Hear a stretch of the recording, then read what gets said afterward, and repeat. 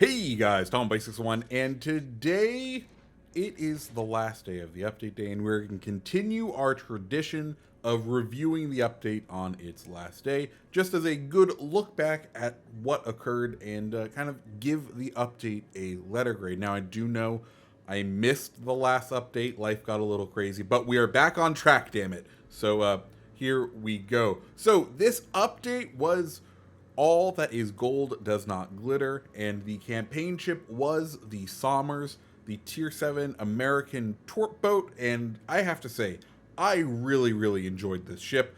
I'm very happy to see it in the game. It is a ship I will continue to take out and will become part of my regular rotation. So as far as the campaign ship goes, I think they did an excellent job with the campaign ship this time around. Next thing was the St. Paddys Day event, or the store event, I guess you could call it, and all of its content. That's what kind of came. I have to say, guises aren't doing it for me. I'll be honest. I'll equip them, and then I don't know if it's just my not old man, but aged brain that just doesn't it struggles to be able to distinguish when things are AP or HE shells when they're coming from guises. Like it takes me a long time to do it. So with the St. Patty's Day content, we got a new guise, Brady McMordoff. I do enjoy. They did allow he is, Irish, and all this stuff is green. That's fun. That's fine. Whatever. But the guises just aren't quite doing it for me. The other things that we got during the St. Patty's Day event, well, Belfast was back in the store, and Tiger 59 came to the game, which is one of the new premiums. And I know Tiger 59 isn't everyone's favorite ship, and it by no means is the greatest ship of all time. But boy, is it fun to play! Like when the play style that you have to play to be successful in Tiger 59 is very different, and it promotes a different style of play. It promotes a very utility-driven sort of play style, and I really enjoyed Tiger 59. It's not the best British cruiser. It's not the best. It's not the best Tier 6. It's nowhere near some of the other Tier 6 cruisers, but I do enjoy it when you get those good games in it. It is a good chunk of fun. Also, as we said, Belfast was back in the store if you wanted to pick it up, and that was kind of the St. Patty's Day event. It was okay. I think they could have done better, but overall, new ship, new camos. The camos, the special Irish camos, the Irish themed camos, being for sale for actual doubloons this time around, I really did enjoy. If we remember last year, they were locked behind the loot boxes. So having them as something you can actually pay for this year, I have to tip my hat to Wargaming for letting us buy things with money as opposed to gamble for them. So bravo to them. Thank you for making the camos purchasable. Yes, they are $20, but thank you for at least making them purchasable. The next kind of big thing, tent pole of this update, was the Italian battleships coming to the tech line. Because we didn't really get to talk about them because I didn't do a video last time, I really enjoy the Italian battleships. I'm glad they are in the game. They definitely play a different way. They are a new brawler that has a different playstyle than the Germans, and I enjoy the fact the SAP secondaries, how effective they are. The ships have some diversity to them. The smoke screen, that ability with the Tier 6 and the Tier 7 is just tons of fun. Like, Italian battleships, they are not accurate. They are not a jack of all trades, and you need to play them a certain way and be in certain situations. But when those situations appear, man, are they the most fun ships to be in this game right now. And I absolutely love them. The final kind of thing, or not even the final kind of thing, the next thing we should talk about is the other premium ship and the sort of lost but then found event that it was scheduled to be a part of. So the other ship, the Hill, is a fun little destroyer. It is not world changing, but it's a decent little American destroyer, and it's good enough to pass by, and you could earn it for free in what was the April Fool's event, which was originally supposed to be a Hot Wheels event, but then the Hot Wheels promotion got pulled from it.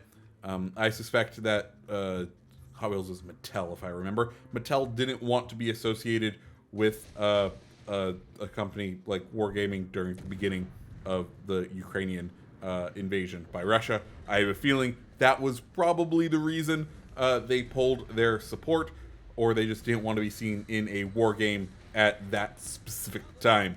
So unfortunately, we didn't get the fun camos that were going to come along with it, but we still got the event and the ship that was coming. Hill, you could earn for free, and I guess that does bring us into the event overall, the April Fool's event, the Racing Legends. Now, I think overall the player base was not a fan of the racing game, and I understand.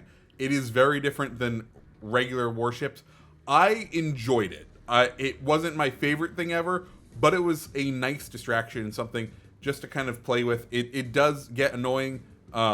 You do definitely have an advantage if you're used to playing racing games and you know how to hit an apex and the best racing line, and you understand the strategy of when to use things and when to try to break away. Like, there is some strategy in there, and it's fun, and those who have been successful at it are very successful. But in order to get the most out of that event, you had to grind a lot, and it wasn't like arena mode where you take your 10 best scores for the day. It is whoever can spend the most time in that game mode will end up at the top of the leaderboard, which is slightly unfortunate. I kind of wish it was limited to a certain number of races, but that's where we are. I do think the interesting thing in that game mode was the fact that they now implemented a way of when you hit a certain beacon, it adds points to your total. I'm wondering if we're going to have some game modes coming up that will use that sort of style. I know the PC kind of has a convoy escort and an airship escort kind of mode. I'm wondering if we could potentially see a third game mode in standard that could be based around that, where you could earn points by escorting your convoy to certain points, and that could be one way you could accrue points while also sinking enemy ships for other points. Like, there could be a way where adding that checkpoint system into the game has benefited. So hopefully, knock on wood, we can go ahead and see either a new game mode come from this game mode that I think the vast majority of the community did not like.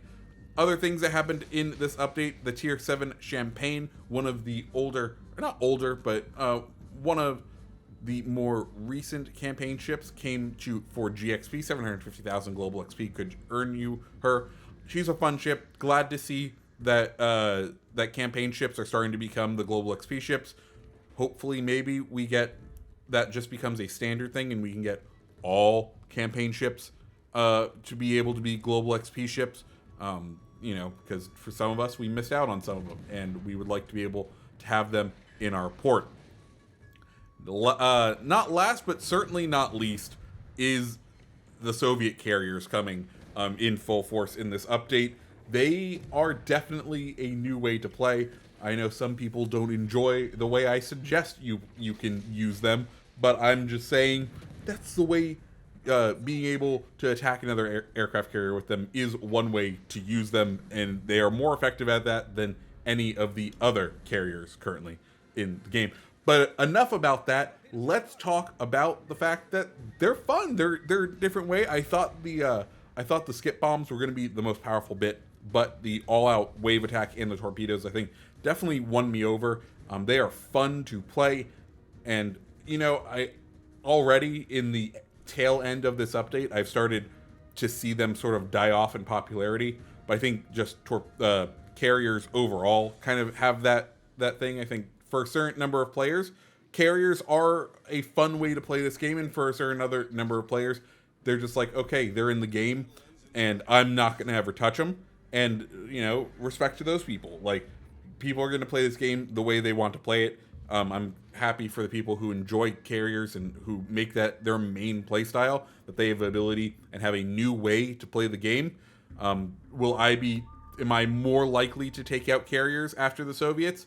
Maybe a little bit more. I think, I'm here and there on them, but I will keep my eye on them and enjoy them. And guys, oh, and then the last thing that really changed in this update, and I think the thing that we have to give a big shout out to Wargaming for, is the secondary priority target, the gun lock, and the turning off anti-aircraft and secondary batteries being added to what I'm going to call the interaction menu. Doing that is incredible. It definitely opens up the ability for players to have different to play on different control schemes, and adding it is just fantastic. Like, shout out to the team. It's been a long requested feature from the community, and having them add that in has been fantastic. So with all of that said, let's now go ahead and give a letter grade to this update. And I think this update gets an A. I know the Racing League wasn't everyone's thing. I know some people don't like the carriers. And I know Tiger 59 wasn't the greatest premium ship. But guess what? They didn't force it on you. That was a free choice of a sort of premium if you wanted to buy it. And I think the gun lock and the AA and secondary batteries is the reason to love this update. Like, that Sommers was decent. Overall, I think this update gets an A from me. What do you guys think? Let me know down in the comments below. If you like the video, go ahead and hit the like button, hit the subscribe button, and I hope you have a fantastic rest of your day. See ya.